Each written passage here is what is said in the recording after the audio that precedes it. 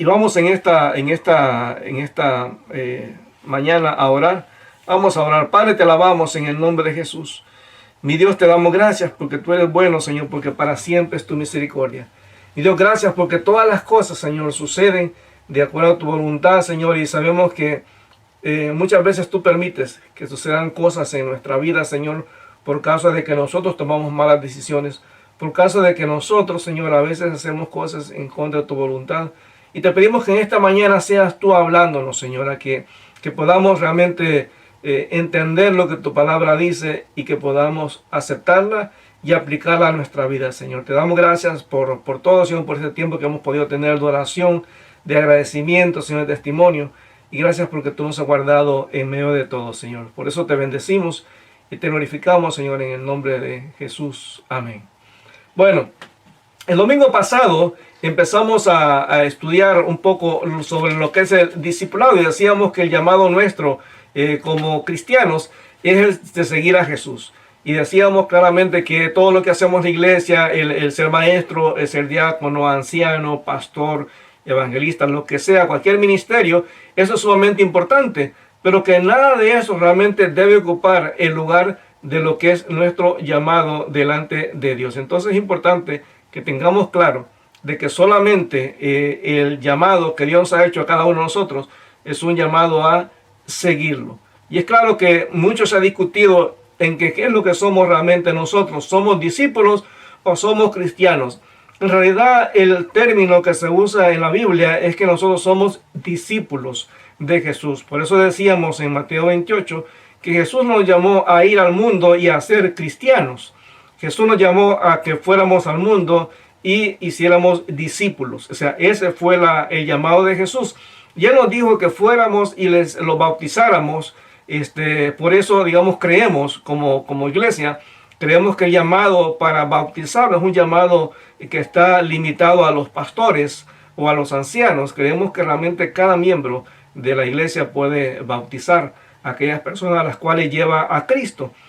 Porque esa es la orden de Mateo 28. Entonces también creemos que el llamado de Dios ahí la orden es hacer discípulos. Donde nos movamos, donde vayamos, al trabajo, a la escuela, en la farmacia, en cualquier lugar donde estemos, Dios quiere que allí hagamos discípulos. Entonces, Dios quiere que tengamos en claro que nuestro llamado es a ser discípulos. Y allí en Mateo capítulo 28, versículo 17 al versículo 20, Mateo capítulo 28, versículo 17 al versículo 20, dice, cuando lo vieron, o sea, cuando los discípulos vieron a Jesús, lo adoraron, aunque algunos de ellos dudaban. Todos ellos habían experimentado la resurrección, todos habían visto a Jesús vivo, habían estado en varias oportunidades con Jesús recibiendo enseñanza, pero a pesar de eso, en este momento en que vieron a Jesús, ellos dudaron, unos lo adoraron y otros dudaron. Así que no todos tuvieron la misma reacción delante de Jesús. Pero el Señor Jesús entonces les dice en el versículo 18, dice, toda autoridad me es dada en el cielo y en la tierra. Por tanto, así que vayan, dice, y hagan seguidores en todas las naciones, bautícelos en el nombre del Padre, del Hijo y del Espíritu Santo, enséñenles a obedecer todo lo que yo les he mandado.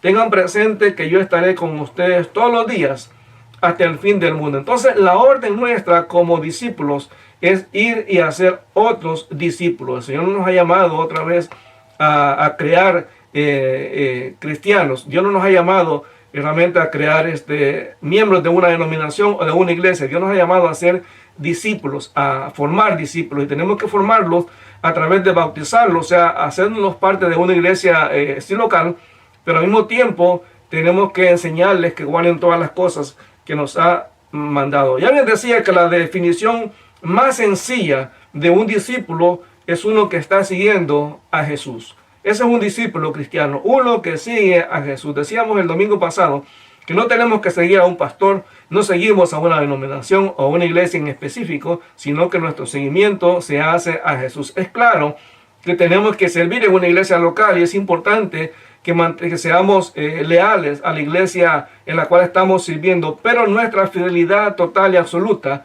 solamente se da al Señor Jesucristo. Ahora, un discípulo no nace. Usted no nace realmente cuando usted ya entrega su vida a Cristo. Sí, usted es un creyente, usted es una persona que ha creído en Cristo como su Señor y Salvador, pero para formarse como discípulo tenemos que aprender todas las cosas que Él nos ha mandado. Y uno de los problemas que a lo mejor hay en nuestras iglesias es que vemos a una persona que se convierte y pensamos que de una manera automática, natural, la persona va a crecer y va a conocer las cosas del Señor. Pero puede ser que usted, como yo, hemos conocido a personas que tienen años en el Evangelio y no conocen realmente lo que es la palabra de Dios. ¿Qué ha pasado? Que se les dejó a la deriva, se les dejó sin guía, se les dejó sin dirección, se les dejó sin que esas personas tuvieran una orientación, un entrenamiento, un discipulado, una forma. Ellos no tuvieron un modelo a quien seguir. Pablo decía que nosotros tenemos que seguir a Jesús, pero la gente necesita ver a Jesús manifestado en nuestra vida. La gente necesita ver a Jesús mostrado en las cosas que usted y yo hacemos. Ahora, decíamos que una de las cosas que tenemos que tener en claro, que nosotros como cristianos, como discípulos, tenemos una relación personal con Cristo. Y en esa relación, el corazón, la base de esa relación se basa por lo menos en 4 cosas. En primer lugar, tenemos que tener un compromiso con Jesús. Número 2, tenemos que ser leales a Jesús. Número 3, tenemos que tener una pasión hacia Jesús, hacia las cosas de Dios. Y número 4, tenemos que tener obediencia a la palabra de Dios. Cuando nosotros somos discípulos, esos 4 elementos tienen que ser parte de lo que realmente es nuestra relación personal con Dios. Nosotros no podemos pretender tener una relación con Cristo si nosotros no estamos comprometidos con Él, si no somos leales a Él, si no estamos apasionados por Él, si no tenemos una relación de obediencia realmente a Él. De hecho, en cualquier relación que usted vea alrededor del mundo, estos 4 elementos tienen que ser fundamentales. En un matrimonio, todo se fundamenta en un compromiso. Una relación donde la gente dice, no, nosotros nos amamos y eso es lo más importante. Sí, es importante el amor. Pero si no hay un compromiso, cada persona decide hacer las cosas como ellos piensan que tienen que hacerse sin importar la necesidad de la otra persona. Un compromiso nos ayuda a valorar lo que la otra persona necesita. Y cada uno de las 2 partes cumple una función específica. Dios ha dado al hombre la responsabilidad de ser cabeza del hogar y le ha dado a la mujer de ser ayuda idónea. Pero ambos forman un equipo donde cada uno tiene una responsabilidad que ha adquirido por causa de un compromiso que han hecho. Pero también en esa relación tiene que haber lealtad. Nadie quiere que la otra persona le falle, que adultere, que fornique. Cada persona en ese compromiso tiene que ser leal, pero también apasionarse. Tener pasión unos por los otros. Al mismo tiempo tiene que haber un principio de obediencia unos a los otros. La Biblia dice que nosotros tenemos que someternos unos a los otros. Entonces, cuando hablamos de esto del seguir a Cristo, tenemos que entender que un discípulo no nace, sino que se hace, se forma. Porque que usted y yo digamos, yo soy cristiano, yo soy discípulo, eso no me dice nada. Realmente son los actos, las cosas que hacemos en nuestra vida diaria, lo que demuestran si tenemos o no una relación de seguidor de Cristo y lo reconocemos a Él como Señor de nuestra vida. Entonces, cuando hablamos de compromiso, tenemos que entender que el compromiso significa hacer un pacto. Y cuando usted va a la Biblia, se da cuenta de que Dios es un Dios de pactos. Dios hizo un pacto con Adán, hizo un pacto con Noé, hizo un pacto con Abraham, con Moisés, con el pueblo judío, hizo un pacto con David, ha hecho un pacto con nosotros, que es el nuevo pacto, es lo que celebramos cada vez que estamos celebrando la Santa Cena. Estamos celebrando el nuevo pacto que Jesús tiene con nosotros, que Dios tiene con nosotros. Entonces, Dios quiere que entendamos que nuestra relación con Él se basa en un compromiso, en un pacto, en un convenio, en un arreglo que hemos hecho con Él.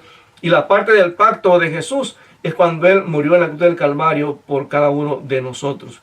Pero la parte del pacto que nosotros tenemos que hacer implica, ahorita lo vamos a ver en algunos pasajes, donde Jesús explica realmente lo que Él quiere decir con compromiso. Entonces, el compromiso es adquirir o hacer un pacto. Es estar dispuesto a dejar que Jesucristo sea el Señor de nuestra vida y estar dispuesto a tomar la decisión de amarle y servirle por sobre todas las cosas. Entonces, el Señor quiere que entendamos que esa es la relación que Él espera que tengamos con nosotros. Yo quiero que vaya conmigo, por favor, a Lucas. Lucas capítulo 14, en el versículo 25 en adelante. Lucas 14, versículo 25 al 33. Y vamos a concentrarnos específicamente hoy en la primera parte de lo que es ser un discípulo, que es el compromiso. Usted va a dar cuenta que lastimosamente en la vida cristiana que se vive ahora, muy poco se habla de ser discípulo de Cristo, muy poco se habla de ser un seguidor de Cristo. Como que de alguna manera se nos ha convencido que por ser creyentes tenemos derechos, que realmente en el momento que nos convertimos, Dios se tiene que poner a nuestros pies y a partir de ahora nosotros podemos exigirle a Dios que Él cumpla todas las promesas. Y empezamos a usar versículos mal aplicados porque no entendemos realmente cuál es el llamado de Jesús. Realmente recuérdese, la Biblia dice que la escritura de Dios, la palabra, todo ha sido inspirado por el Espíritu Santo y es útil para que nosotros como creyentes vivamos de la manera que Dios espera que vivamos. Y voy a leer este pasaje de Lucas capítulo 14, versículo 25 al versículo 33, de la versión Nueva Traducción Viviente, que es una traducción un poco más clara. Usted puede leer en la Reina Valera, si así gusta. Dice la palabra: una gran multitud seguía a Jesús. O sea, mucha gente seguía a Jesús, y decíamos que muchas veces la gente seguía a Jesús porque veía los milagros, veía que Jesús partía el pan y había multitud de comida. La gente veía las sanidades, veía el mensaje poderoso que Jesús daba. Entonces muchas veces la gente seguía a Jesús por diferentes razones y no siempre era la razón o la motivación adecuada. Entonces dice en el versículo 25 que una gran multitud seguía a Jesús. Él se dio vuelta y les dijo: si quieres ser mi discípulo. Es interesante que Jesús no dijo, bueno, la Reina Valera dice, si alguno quiere venir en pos de mí. O sea, siempre el llamado de Jesús no es comunitario. O sea, siempre el llamado de Jesús es personal, es individual. Dice, si quieres ser mi discípulo, debes aborrecer a los demás, a tu padre y madre, esposa e hijos, hermanos y hermanas, sí, hasta tu propia vida. De lo contrario, no puedes ser mi discípulo. Versículo 27. Y si no cargas tu propia cruz y me sigues, no puedes ser mi discípulo. Pero no comiences sin calcular el costo. Pues ¿quién comenzaría a construir un edificio sin primero calcular el costo para ver si hay suficiente dinero para terminarlo? De no ser así, tal vez termines solo los cimientos antes de quedarte sin dinero y entonces todos se rían de ti. Dirán, aquí está el que comenzó un edificio y no pudo terminarlo.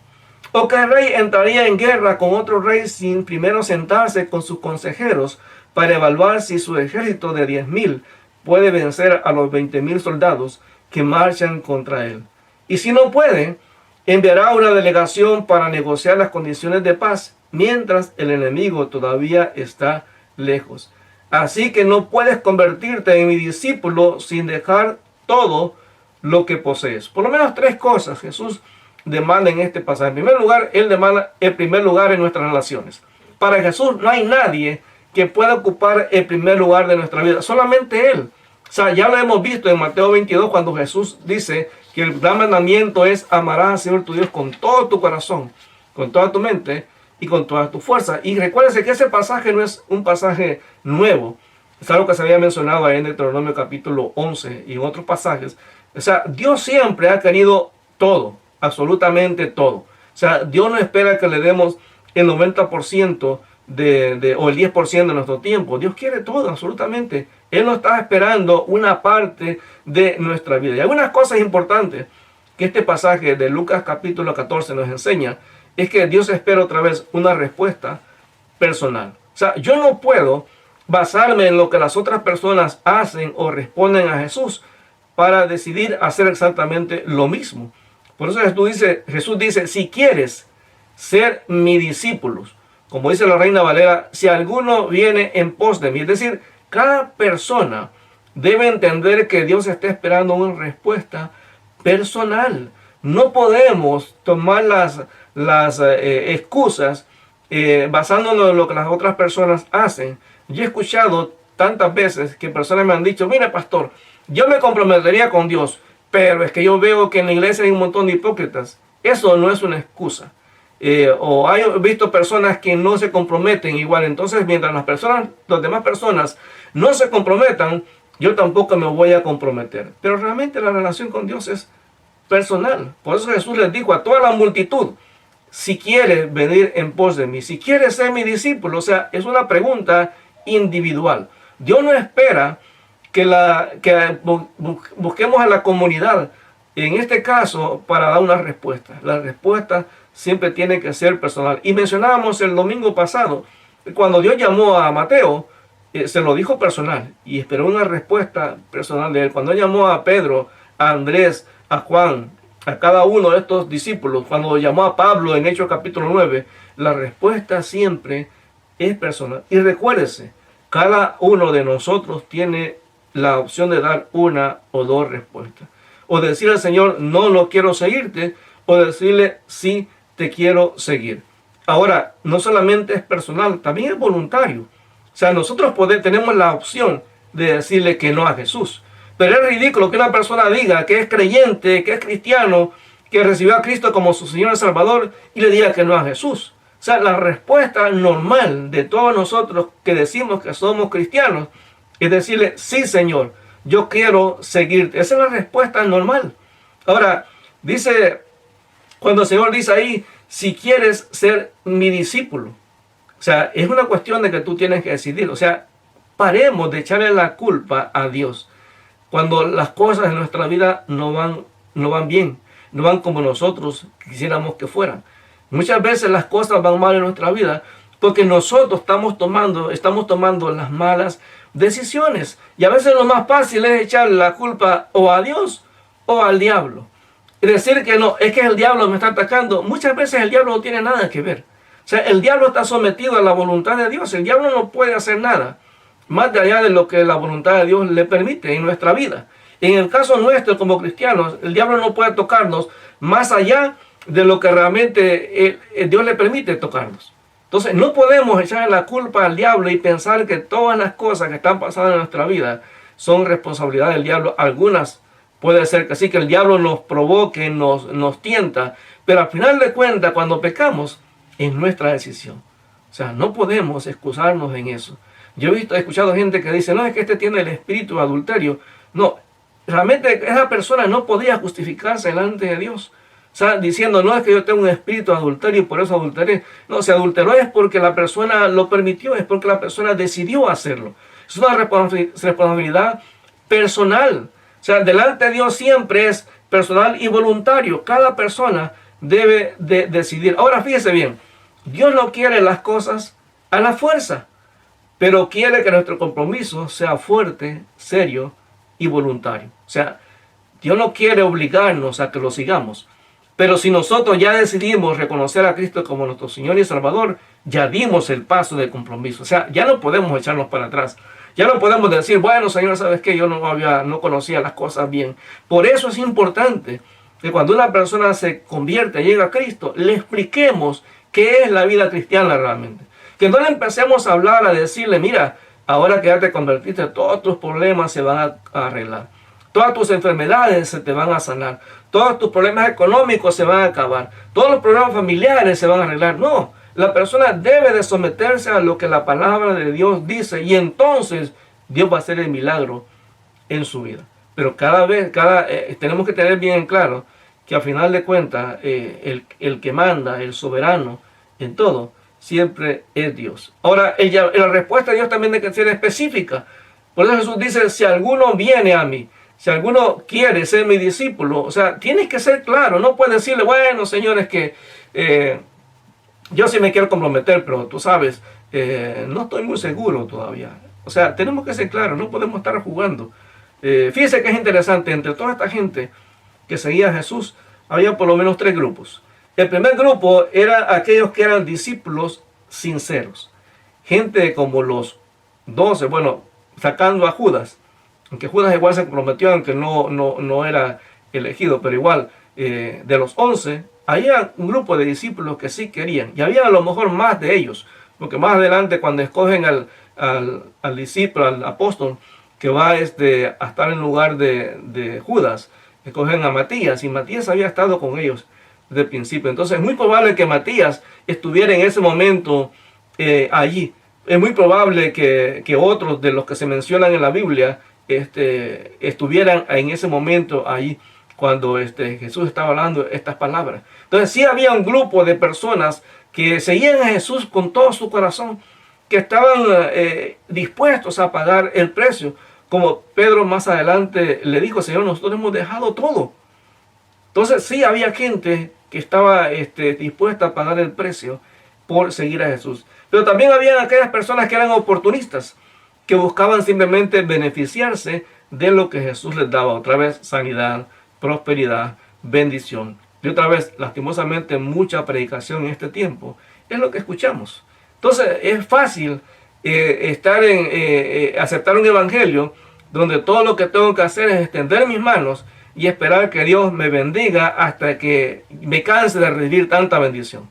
Entonces, cuando vemos que la prosperidad económica, que la sanidad, que el arreglo de los problemas y todas las cosas que estamos pasando en nuestra vida no se arreglan automáticamente, mucha gente le da la espalda a Jesús. También están aquellos que simplemente eran personas que estaban ahí viendo o buscando una oportunidad para acusar a Jesús.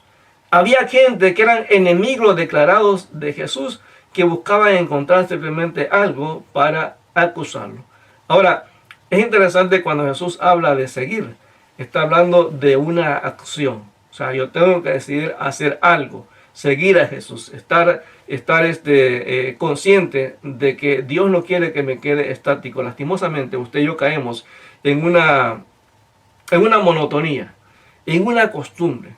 Muchas veces en nuestra vida es ir a la iglesia, cantar unos cantos, escuchar la prédica, y el día cuando salgo de la iglesia, mi vida sigue como si realmente yo no tuviera nada que ver con Dios.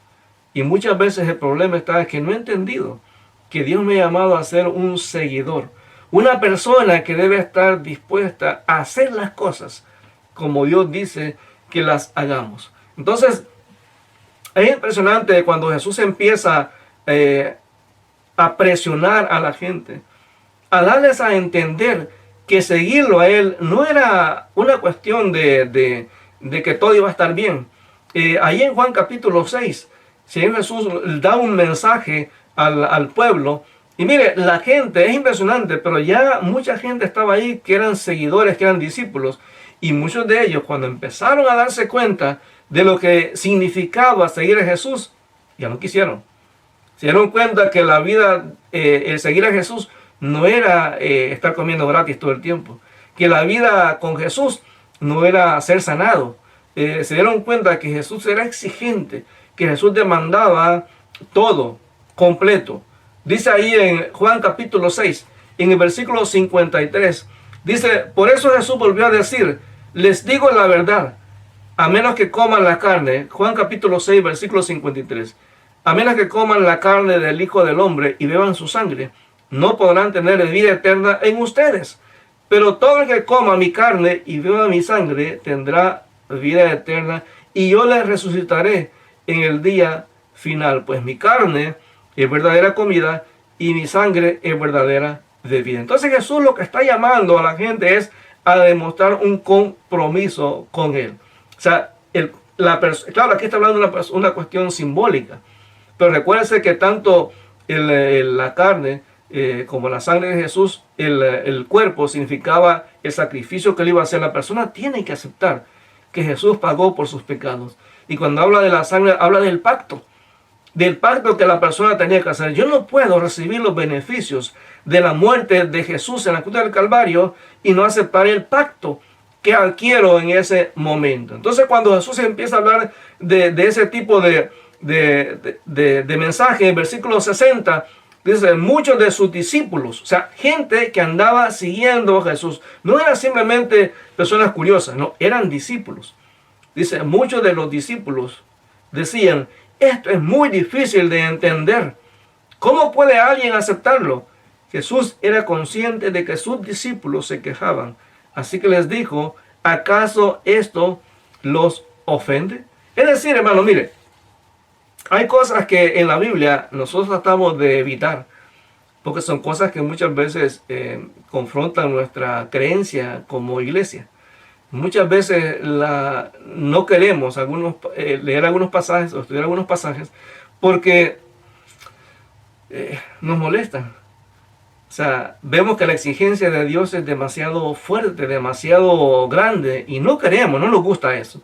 A todos nos gusta el Salmo 23, pero no a muchos nos gusta Deuteronomio 11, porque el Salmo 23 nos habla de cómo Jehová es nuestro pastor, cómo Él está ahí con nosotros, y ese pasaje es verdad, es cierto, pero no podemos obviar Deuteronomio 11, donde el Señor dice que Él quiere que lo amemos, que quiere que le sirvamos, que quiere que vivamos de la manera adecuada, tal como Él quiere que lo hagamos. Entonces, Dios muchas veces nos da un mensaje para sacudirnos y hacernos entender que seguir a Jesús implica pagar un precio. Y dice en el versículo 62, ¿qué pensarán entonces? Dice Jesús, si ven al Hijo del Hombre ascender al cielo otra vez. Solo el Espíritu da vida eterna. Los esfuerzos humanos no logran nada, y las palabras que yo les he hablado son espíritu y son vida. Pero fíjense en lo que les dice a sus discípulos en el versículo 64. Pero algunos de ustedes no me creen. Uno dice, espérate, ¿cómo es eso? ¿Eran discípulos de Jesús y no le creían? ¿No será ese a lo mejor el mismo problema que tenemos nosotros? Que decimos que somos seguidores de Jesús, que somos cristianos, que somos creyentes, que no le creemos. Y cuando Él nos exige hacer algo, tomamos una actitud que como que, no entiendo lo que me está diciendo el Señor. Como que no entiendo. O sea, muchas veces hay gente que se mete en relaciones sentimentales con personas que no son cristianas, aunque la Biblia dice que no nos unamos en yugo desigual con los incrédulos. Pero lo hacemos porque simplemente ignoramos esa enseñanza de Jesús, esa palabra de Dios. O sea, lo tratamos de interpretar a nuestra manera. He escuchado a tanta gente que me dice, mire pastor, yo lo voy a convertir. ¿Y convertir en qué? Entonces cuando pasa el tiempo y ven que la persona no llega a Cristo, se dan cuenta que tomaron una mala decisión. Entonces dice ahí en el versículo 64, pero algunos de ustedes no me creen, pues Jesús sabía desde el principio quiénes eran los que no creían y también quién lo traicionaría. O sea, entre medios de ellos estaba Judas. O sea, Jesús sabía que Judas no tenía ese compromiso con él. Que a pesar de que Judas era uno de los 12, Judas no tenía ese compromiso. Ahora, ¿cuánta gente habrá en nuestras iglesias que son como Judas? No es que sean ladrones como Judas o que vayan a entregar a Jesús, pero que realmente nunca han tenido un encuentro personal con Jesús. Mire, andan en el grupo, son parte hasta del liderazgo de la iglesia, pero no han tenido un encuentro personal con Jesús y no se ve en sus vidas el fruto. O sea, no se trata de que van a la iglesia, de que sirven. No estoy hablando de ese tipo de fruto. Estoy hablando del fruto del Espíritu Santo en la vida de esas personas, porque el fruto del Espíritu Santo no se puede imitar, no se puede falsear. Pero cualquier persona puede ir a una iglesia y pretender ser cristiano. Cualquier persona puede comprar una Biblia. Cualquier persona puede ir a un lugar y decir, mire, yo vengo soy cristiano de muchos años, porque la mayoría de iglesias no investigamos realmente si lo que esta persona dice es cierto. En nuestro ministerio hemos visto personas con tremendas habilidades, con tremendos talentos musicales o aún de oratoria, que dan tremendos estudios. Pero cuando uno empieza a conocerlo, se da cuenta que en su corazón no existe el Señor. O sea, todo lo que hacen, lo hacen por su propio interés, por lograr un beneficio, por cuestiones personales, por lograr un beneficio de la iglesia. Ahora, dice el versículo 65, entonces les dijo, por eso dije que nadie puede venir a mí a menos que el Padre me lo entregue. A partir de ese momento, muchos, o sea, no unos cuantos, no, muchos de sus discípulos se apartaron de él y lo abandonaron. Un momento, eran discípulos. O sea, eran gente que estaban siguiendo a Jesús. Posiblemente no habían estado con él pocos días. A lo mejor tenían mucho tiempo con Jesús. Pero en el momento que Jesús los confronta con un compromiso serio, un compromiso grande, un compromiso de entrega, de compromiso, ahí frenan, ahí ya no les gusta. Y mire, se fueron, simplemente se dieron vuelta y uno a uno se empezaron a ir porque se dieron cuenta que lo que ellos habían pensado que era el Evangelio, se dieron cuenta que no era exactamente ese, que el pensamiento de Jesús era totalmente diferente al de ellos, que ellos querían beneficios, Jesús quería compromiso, que ellos querían bendición, querían sanidad, Jesús quería compromiso, quería gente comprometida con Él. Y dice en el versículo 67, a mí me impresiona porque el Señor Jesús, claro, estaba formando a los discípulos. Y dice, entonces Jesús, mirando a los 12, les preguntó, ¿ustedes también van a marcharse? Dice en el versículo 69, nosotros creemos y sabemos que tú eres el Santo de Dios. Versículo 68 dice, entonces Simón Pedro le contestó, Señor, ¿a quién iríamos? Tú tienes las palabras que dan vida eterna. Nosotros creemos y sabemos que tú eres el Santo de Dios. O sea, Jesús los llamó, los confrontó con una decisión personal. Hermano, el compromiso con Cristo es personal. Entonces el Señor los confronta, los llama a tomar una decisión personal delante de Él en ese momento. ¿Sabe por qué? Porque era fácil irse con el grupo. Como dicen por ahí, la mayoría siempre tiene la razón, pero realmente no. El compromiso con Cristo no se basa en lo que la mayoría dice. El compromiso con Cristo se basa en lo que el Señor dice. El Señor nos demanda a cada uno de nosotros. Entonces, versículo 70.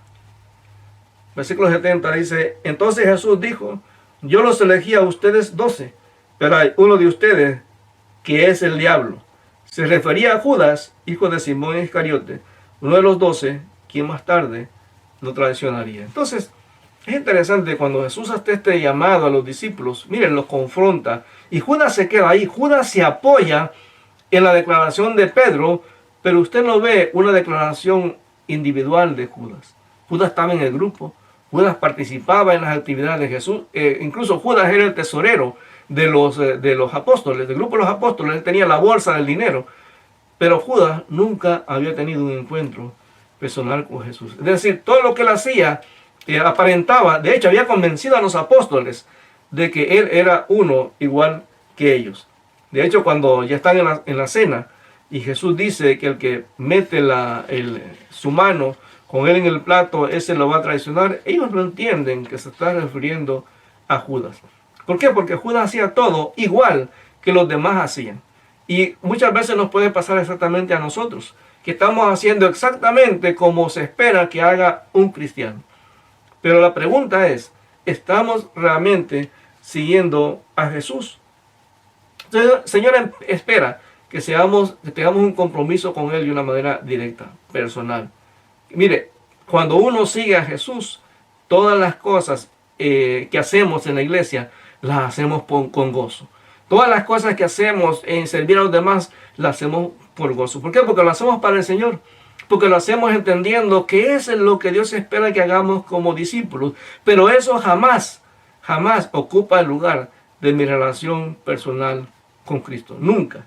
Dice ahí en el versículo 26 de Lucas, capítulo 14 otra vez, ya vimos el versículo 25, pero en el capítulo 26, Jesucristo dice, si quieres ser mi discípulo, debes aborrecer a los demás, a tu padre y madre, esposa e hijos, hermanos y hermanas, sí, hasta tu propia vida.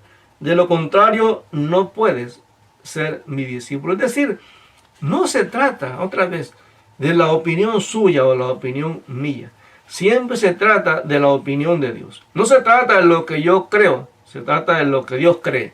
No se trata de lo que yo exijo, se trata de lo que Dios exige. Entonces Jesús claramente está estableciendo en este versículo 26 que Él espera, que Él quiere, que Él demanda el primer lugar de nuestra vida por sobre cualquier otra relación. Y de hecho, aparte de las relaciones, después de mencionar a papá, a mamá, al esposo, esposa, a los hijos, a los hermanos, dice, aún tu propia vida. O sea, mis intereses personales jamás pueden ir antes que los intereses de Dios. O sea, Jesús es claro. O sea, yo puedo mantenerme en la iglesia y decir, bueno, yo soy cristiano y ya. Pero mientras yo no tome el compromiso de seguir a Cristo hasta el punto de dejar a un lado mis intereses y poner los intereses de Dios, entonces yo no puedo pretender ser un discípulo de Él. Y otra vez, es claro, Jesús lo dice, fíjese, Otra vez, el versículo 26. Si quieres ser mi discípulo, debes aborrecer. O sea, es una obligación, es un requisito, aborrecer a los demás. Y hemos dicho que el aborrecer no significa odiar, significa amar menos, significa no darles el primer lugar en tu vida. O sea, Dios es el primer lugar y el resto de personas ocupan un segundo lugar.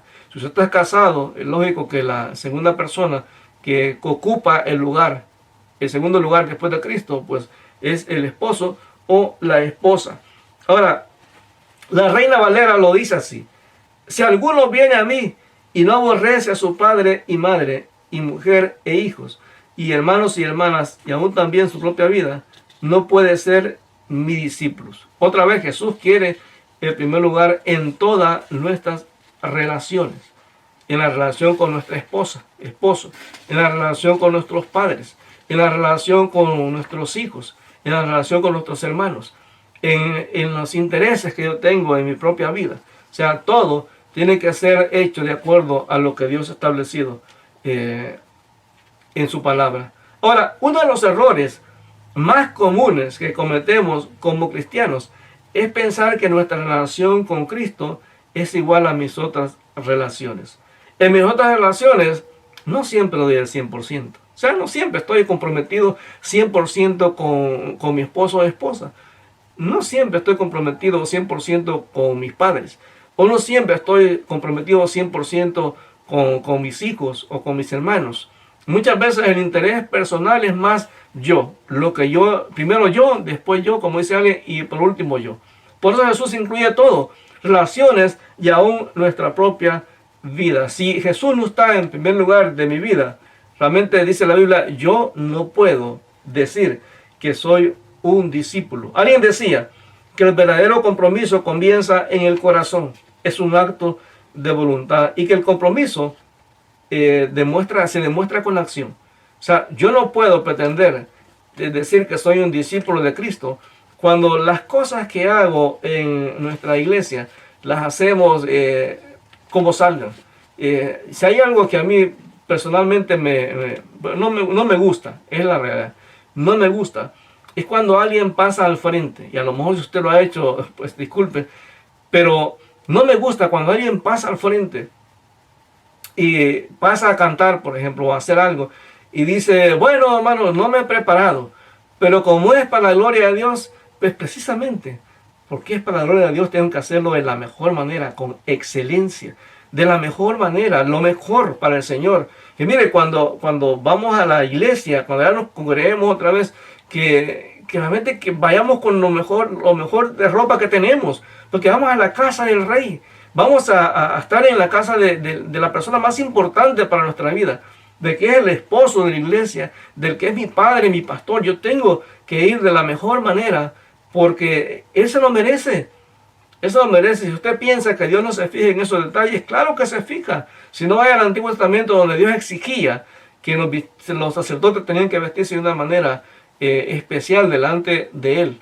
Nosotros como sacerdotes, delante de Dios, tanto hombres como mujeres, Dios espera que hagamos las cosas bien para glorificar su nombre. Entonces, al final de este pasaje, cuando Jesús menciona a los padres, a los hermanos, a los hijos, a nuestra propia vida, Él agrega la frase, dice, no puedes ser mi discípulo. Es decir, mientras yo no cumpla ese requisito, yo no puedo considerarme un discípulo de Cristo. Y otra vez, yo sé que a lo mejor usted me dirá, pero pastor, yo soy cristiano.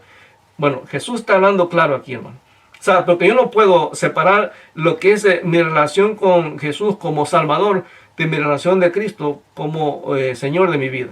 Es decir, yo no puedo pretender disfrutar de los beneficios de la salvación, de ir al cielo, sin disfrutar ni aceptar los requisitos y las responsabilidades que vienen cuando yo entrego mi vida a Cristo. Ahí en Lucas capítulo 9, versículo 23, Lucas 9, 23, Jesucristo dijo, si alguno quiere venir en pos de mí, nieguese a sí mismo, tome su cruz cada día y sígame.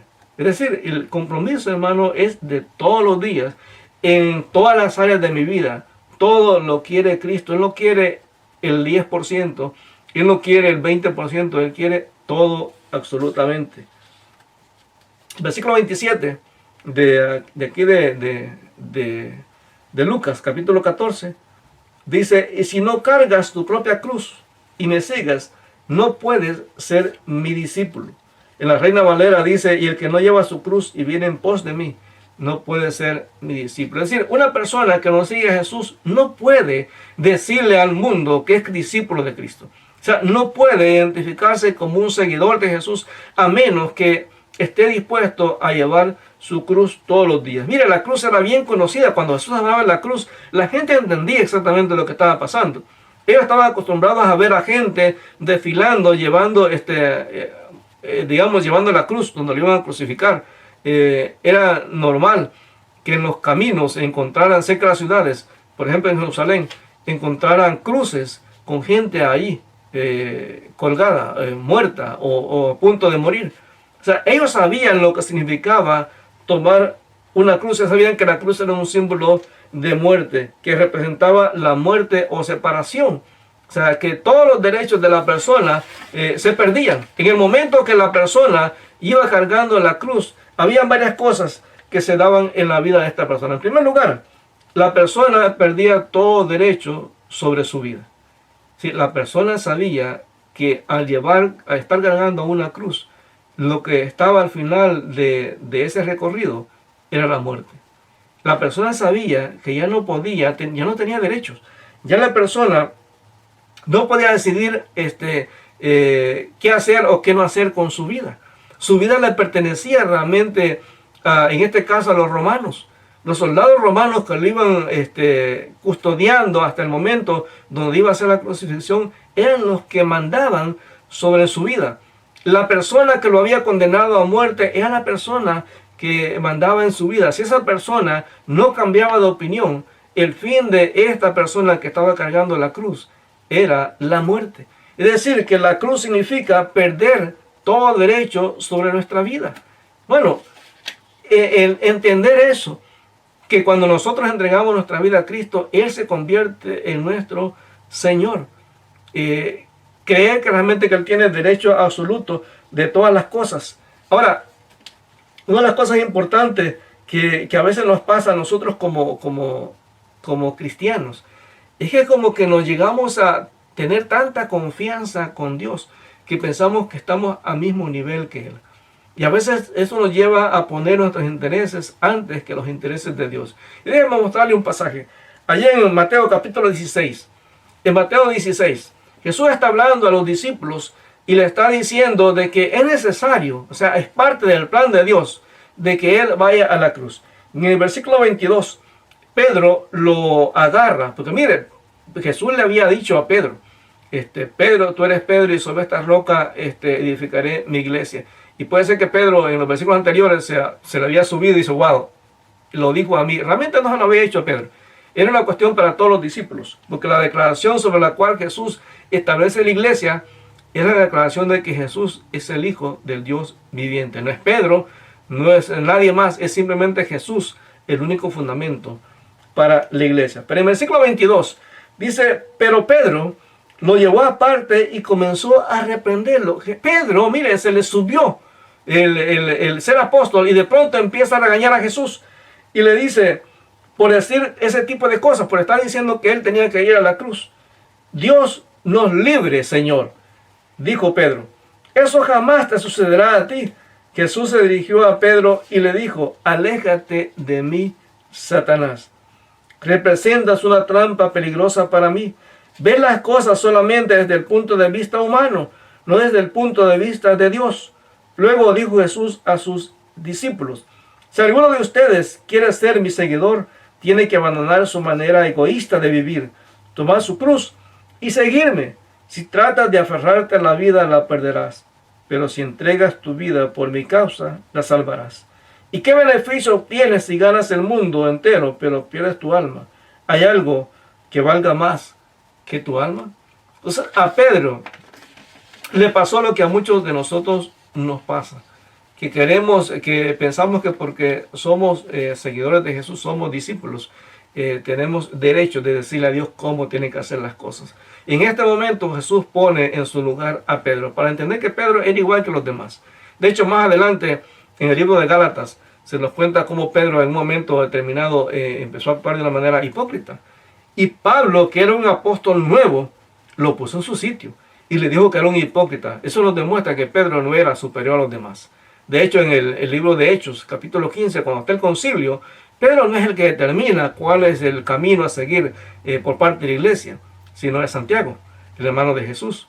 Entonces, que tenemos que entender, hermano, que en Cristo todos somos iguales y que Dios espera que realmente le entendamos que cuando Jesús habla de la cruz, implica que cada uno de nosotros, cuando tomamos nuestra cruz estamos perdiendo todo derecho sobre nuestra vida. Otra de las cosas que implicaba tomar la cruz y que la gente que veía comúnmente estas crucifixiones, era que la gente cuando va a ser crucificada no puede ir a donde quieres.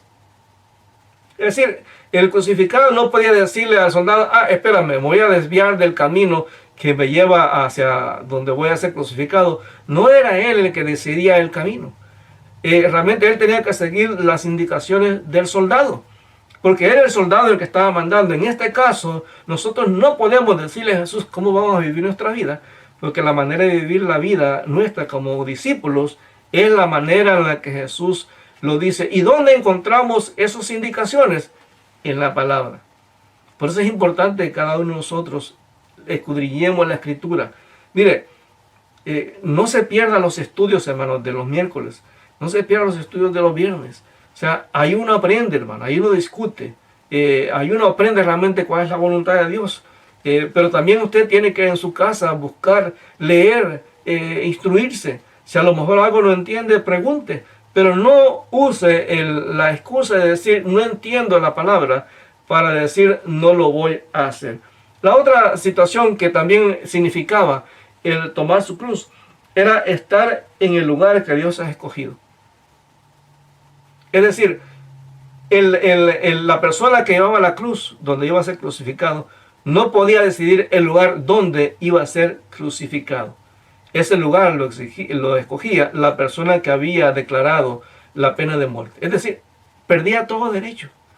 O sea, perdía todo derecho. O sea, todos los gustos. No podía decir, otra vez que yo quiero ser crucificado en el centro de la ciudad. O quiero ser crucificado en un lugar muy lejano para que nadie me vea. No, no tenía derecho, hermano. Nosotros no podemos decidir en qué lugar realmente o cómo vamos a hacer las cosas para Dios. Dios es el que decide. Dios es el que decide en qué lugar. Mire, si usted es parte, yo sé que nos están escuchando personas que están en otras iglesias. Si Dios lo ha puesto en esa iglesia, sirva a Dios con todo su corazón. O sea, y el lugar donde Dios quiere usarte, hazlo de una manera completa, entregada para Dios. La siguiente cosa que entendían los que veían a diario las crucifixiones era que una persona que va a ser crucificada no puede voltear a ver para atrás. Cuando una persona estaba en la cruz, estaba crucificado, la persona no podía voltear a ver para atrás, no se le permitía. ¿Por qué? Porque estaba clavado. Entonces el palo que estaba aquí sosteniendo la cabeza no le permitía poder ver lo que había detrás de él.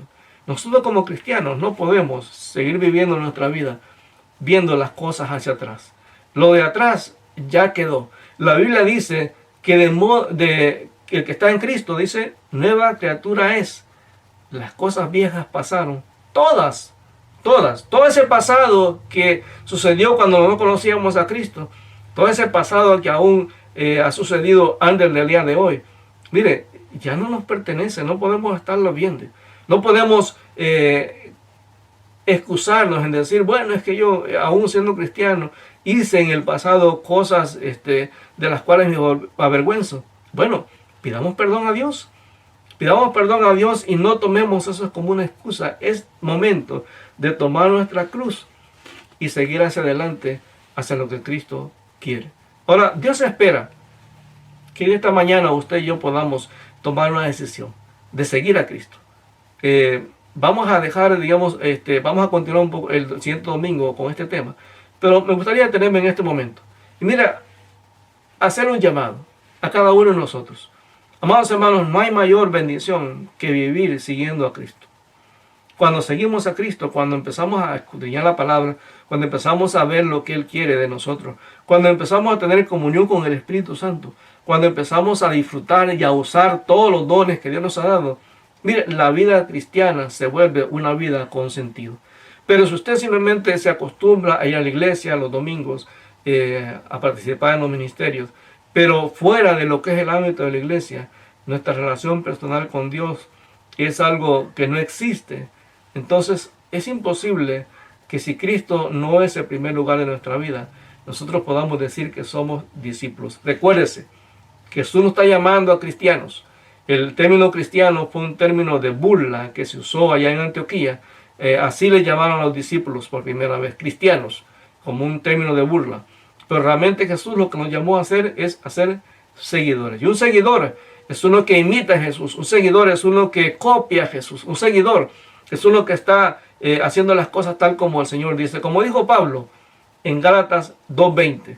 Con Cristo estoy juntamente crucificado. Y ya no vivo yo, mas Cristo vive en mí. Y lo que ahora vivo en la carne, lo vivo en la fe del Hijo de Dios, que me amó y se entregó a sí mismo por mí. Entonces Dios quiere que en esta mañana nosotros tomemos decisiones. Amados hermanos, mire, un discípulo no puede estar en una iglesia sentado sin hacer nada. Un discípulo es uno que sirve. Un discípulo es uno que predica. Un discípulo es uno que le da a Dios la ofrenda, porque eso es a lo que Dios nos exige. Un discípulo es uno que ama a los demás, uno que perdona, es uno que sirve, es uno que hace exactamente lo que Dios espera que hagamos. Por eso en esta mañana, hermano, a mí me gustaría que oráramos y que ahí donde tú estás, tú le puedas decir al Señor y hacer un compromiso con Él. ¿Sabes qué? No interesa. Eso es lo maravilloso de lo que estamos haciendo ahora, que lo estamos haciendo en las redes sociales. No interesa quién te escucha. Lo importante es que Dios te esté escuchando. Dios sabe el compromiso que estás haciendo. ¿Sabes qué? No es fácil. Seguir a Jesús no es fácil. Pero ese es el verdadero evangelio. El evangelio que muchas veces predicamos por ahí, o predican por ahí, de que todo es color de rosa, no es el verdadero evangelio. Esa no fue la vida que vivió Pablo. Esa no fue la vida que vivieron los discípulos, ni la iglesia del Nuevo Testamento. Fue una vida dura, difícil. Estuvieron dispuestos a caminar por el camino angosto, entrar por la puerta angosta. No es fácil, pero eso es el verdadero evangelio. Entonces me gustaría que orásemos en esta mañana. Que donde tú estás, tú le puedas decir al Señor, mira Señor, perdóname. Porque yo muchas veces he estado siguiendo a lo mejor a un pastor, a un líder. He estado siguiendo una línea denominacional. He estado siguiendo el pensamiento de una iglesia. Pero Señor, yo soy llamado a seguirte a ti, a nadie más. Sé que yo quiero que oremos. Dígale, Señor Dios, en esta mañana, Señor, Padre, clamo a ti en el nombre de Jesús. Y Padre, te doy gracias porque tú eres un Dios bueno, un Dios maravilloso. Mi Dios, qué hermoso es saber que yo puedo tener esa relación íntima, personal contigo todos los días. Padre, que como esta multitud a la quien tú llamaste, Señor, y le dijiste que si alguno quería venir en pos de ti, que aborreciera a padre, a madre, a mujer e hijo, Señor, aún su propia vida. Señor, yo quiero estar en esa categoría. Ayúdame, Señor, a amar, Señor, a las personas que están alrededor mío, pero jamás, Señor, darles el primer lugar en mi vida, Señor. Entender que tú eres el que se merece ese lugar solamente, Señor. Ayúdame a tomar mi cruz, Señor. Ayúdame a entender, Padre, que yo perdí todo derecho en el momento que entregué mi vida a Jesús. Que, Señor, tú eres el único que determina dónde voy a servir, qué tipo de servicio voy a hacer, Señor. Que yo entienda, Padre, que las cosas pasadas ya tú las has perdonado y que ahora, Señor, tú quieres que yo viva una vida abundante, Señor, sirviéndote y amándote y siguiéndote solamente a ti, Señor. Que seas tú, mi Dios, el que toque cada vida de aquellos que están escuchando, Señor, este mensaje. Que tú reconoces en la distancia donde nos encontramos, Señor, las cargas, las luchas que cada uno tenemos, Señor. Porque, Padre, entendemos que el seguirte a ti no siempre va a ser color de rosa. Que va a haber momentos de dificultad, que va a haber momentos de dolor, va a haber momentos de crisis. Pero ser en medio de todas esas cosas, que yo pueda mantener mis ojos puestos en Jesús, el autor y consumador de la fe. Y mi Dios, te damos gracias. Que ahí, Señor, donde estamos, Señor, podamos tener ese compromiso contigo. Que ahí donde estamos, Señor, podamos decirte a ti, Señor, que tú eres el mejor, Señor, que tú eres bueno, que para siempre, Señor, es tu misericordia, que tú eres un Dios, Señor, que en ningún momento, Señor, nos ha dado la espalda, que siempre ha estado con nosotros a cada momento. Y mi Dios, te damos gracias en esta mañana, Señor. Así en el nombre de Jesús te damos gracias. Te bendecimos, Señor, porque tú eres bueno. Gracias, mi Dios, porque podemos clamar a ti. Gracias porque podemos interceder delante de ti. Y así como estamos orando, yo quiero nuevamente hacer una invitación. Si hay alguna persona que nunca ha entregado su vida a Cristo, o que a lo mejor se ha alejado de las cosas de Dios, pero hoy quiere tener un compromiso otra vez con el Señor, quiero decirte que la Biblia nos dice que tenemos que reconocer que somos pecadores, que tenemos que reconocer que solamente Cristo puede darnos salvación y vida eterna. Que la Biblia nos dice que la salvación es gratis, pero que cada uno de nosotros tiene que tomar una decisión de aceptar o rechazar ese mensaje, ese regalo de vida eterna que Dios nos da. Yo te quiero invitar en esta mañana a orar. Que tú le digas a Dios en esta mañana, si tú quieres entregarle tu vida a Cristo, que tú le digas así. Dile, Señor Dios, esta mañana reconozco que soy pecador. Reconozco que mi vida, Señor, está alejada de ti. Reconozco, Señor, que yo no me puedo salvar a mí mismo. Que ninguna religión, que ninguna iglesia, que ninguna buena obra, que ningún nivel de sinceridad me puede dar salvación y vida eterna. Que solamente Jesucristo es el único que murió en la cruz del Calvario y que me puede ofrecer salvación y vida eterna. Señor, creo que la salvación es gratis porque ya Jesús pagó en la cruz del Calvario por mis pecados. Y yo decido hoy, Señor, voluntariamente entregarle mi vida a Cristo para que Él sea el Señor y Salvador de mi vida. Creemos, según lo que la palabra dice, que si tú has hecho esta oración y has entregado de una manera sincera tu vida a Cristo, tu nombre está inscrito en el libro de la vida. Así es que si tú vives en la zona de Montreal, te animamos a que te sigas conectando con nosotros. Si vives lejos, pues igual hazlo. Y si en algún momento deseas asistir a alguna iglesia, avísanos y con todo gusto te guiaremos para saber dónde ir. Dios es bueno, hermano. Y lo que Dios nos está diciendo en estos domingos es un llamado para que entendamos realmente que el compromiso que tenemos con Dios es lo mejor, lo más grande, es lo más importante realmente para nuestra vida. Así es que Dios me les bendiga y que disfrutemos esta semana que está empezando y que podamos realmente aprovechar cada oportunidad para hablarle a aquellas personas que no conocen a Cristo de la bendición que tenemos de conocer a un Dios tan amoroso y tan perfecto como el Dios que tenemos. Así que Dios me les bendiga, amados hermanos, y nos vemos primero Dios el próximo miércoles a las 7 para el discipulado. Así es que Dios me les bendiga.